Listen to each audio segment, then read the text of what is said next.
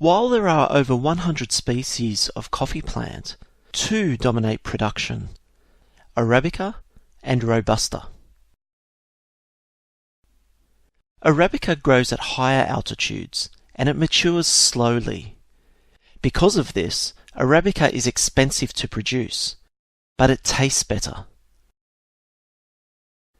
On the flip side, Robusta grows at lower altitudes and it matures quickly.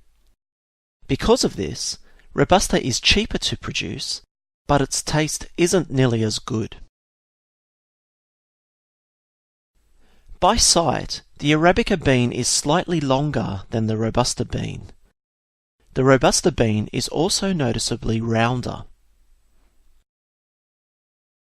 The Robusta bean contains approximately double the amount of caffeine than the Arabica bean, and a significantly higher concentration of chlorogenic acid, which makes it more bitter to taste.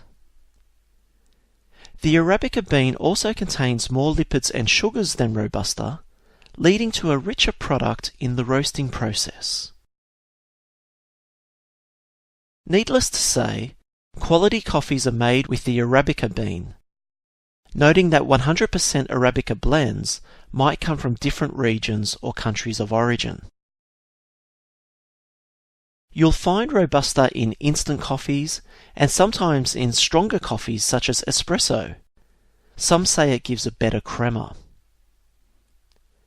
And sometimes Robusta is blended with Arabica to give it an extra hit of caffeine, or simply to reduce the cost of the overall product.